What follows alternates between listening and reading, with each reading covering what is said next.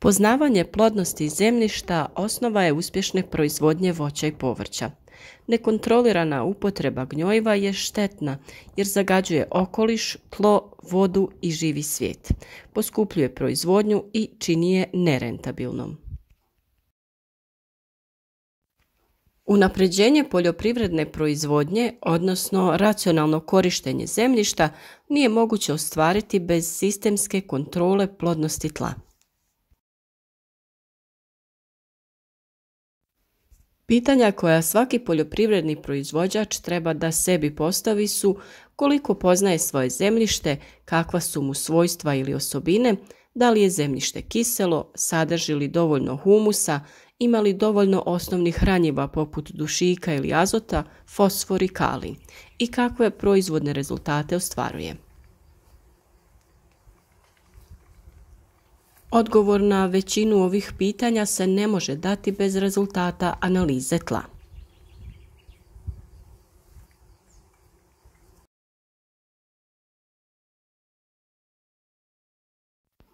Kako se uzima uzorak zemljišta? Za uzimanje uzorka pripremiti ćemo lopatu, štijač ili specijalnu sondu. Oprati ćemo alat i pripremiti čistu kantu ili tačku u kojoj ćemo prikupiti uzorke. Uzorke ćemo uzimati na više mjesta na parceli. To možemo uraditi na nasumičnim mjestima ili po nekom pravilu onako kako je prikazano na slici.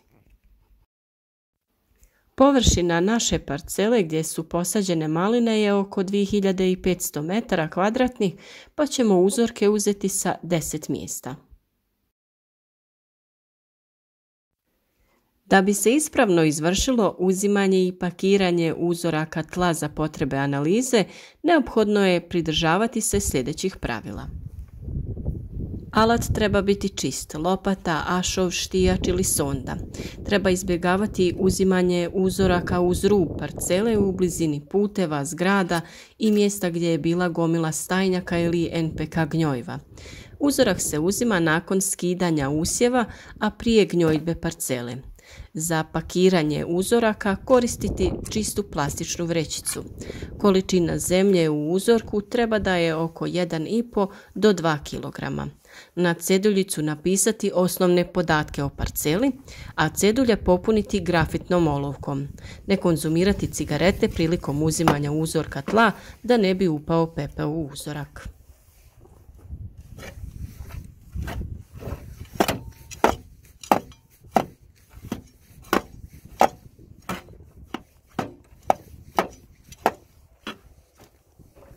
Zavisno od načina korištenja zemljišta, uzorci se uzimaju do navedenih dubina. Za livade i pašnjake dubina do 15 cm. Oranice, bašte, jagodičasto i bobičasto voće dubina do 30 cm i voćnjaci i vinogradi sa 2 dubine do 30 i do 60 cm.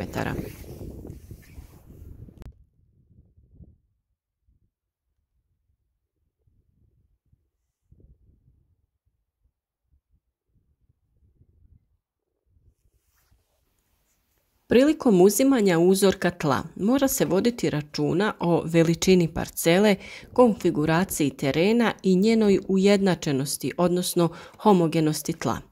Ako je parcela dijelom ravna, a dijelom strma, onda se obavezno uzimaju zasebni uzorci sa nagnutog, a posebno sa ravnog dijela parcele. Ako je parcela homogena, dovoljan je jedan uzorak.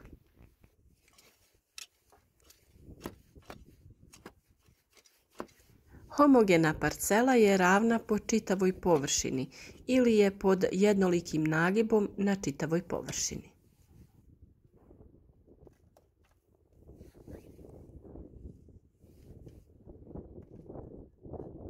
Ovisno o biljkama koje se uzgajaju na parceli, uzorak uzimamo iz područja gdje je korijen.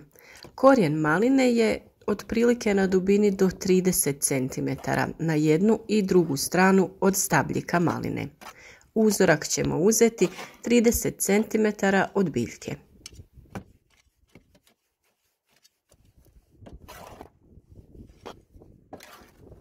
Iz tog područja biljka uzima hranjivo, pa je bitno da znamo šta se nalazi u tlu.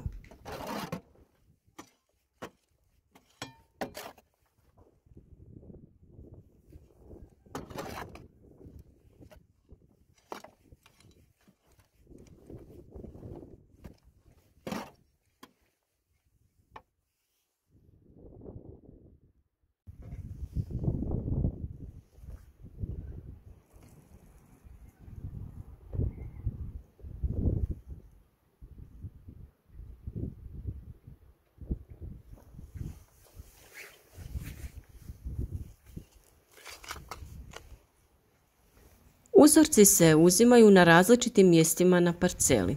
Mogu se uzeti lopatom ili specijalnom sondom za uzimanje uzoraka. Ako se uzimaju lopatom, potrebno je na više mjesta iskopati manju jamu i po rubu jame isjeći lopatom plohe debljine 3 do 5 cm. Nakon što izrežemo plohe, odrezati ćemo rubove i odstraniti ih. Na taj način ćemo sa više mjesta uzeti manju količinu zemlje da bi kasnije lakše izmiješali sve prikupljene uzorke.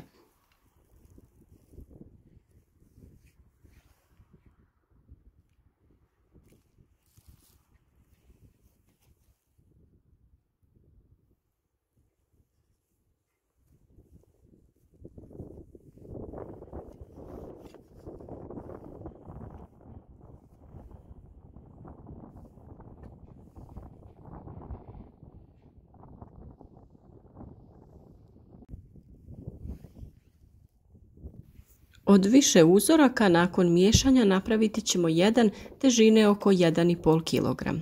Nakon uzimanja više uzoraka zemljište se prebere, izbacuje se korijenje, kamenje i sl. Usitni se te prebacuje u plastičnu vrećicu.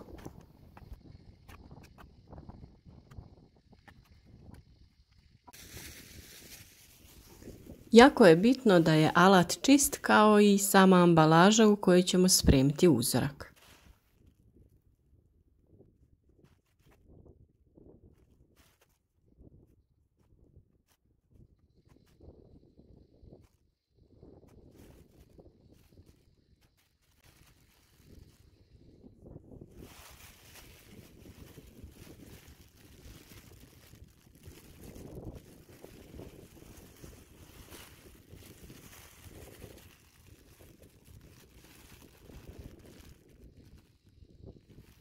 Nakon što smo pripremili uzorak, potrebno je isti obilježiti popunjavanjem osnovnih podataka u uzorku. Ukoliko imate više uzoraka, obilježite svaki pojedinačno.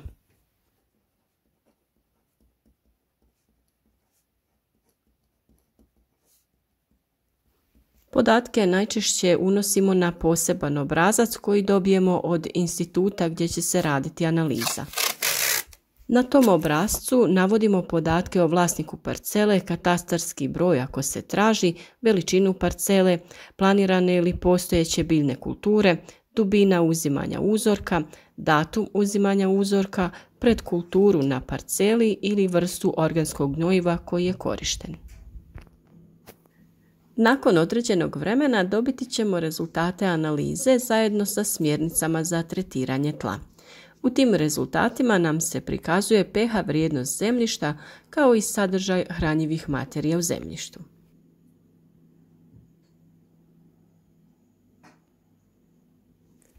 Iako nije komplicirano izvući zaključke iz rezultata analize zemljišta, ne moramo biti stručnjaci, jer uz rezultate dobivamo uputstvo šta i u kojoj mjeri trebamo uraditi da popravimo stanje.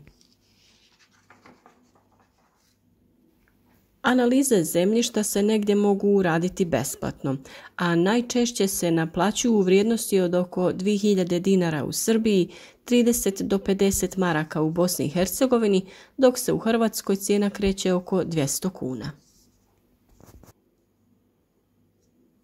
Ne treba smatrati da je analiza zemljišta neki kompliciran postupak. Potrebno je samo uzeti uzorak zemljišta, uplatiti troškove analize i poslati uzorak na analizu.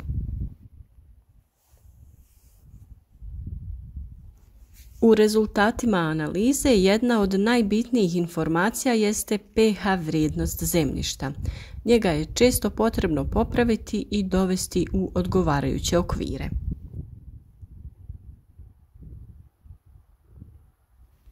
O pH vrijednosti zemljišta ćemo pričati u nekom od naših sljedećih videa gdje ćemo objasniti šta znači kiselo zemljište i kako ga dovesti u stanje pogodno za uzgoj voća i povrća. Jedan od načina jeste dodavanje kreča ili vapna, što ste mogli vidjeti na jednom od naših videa.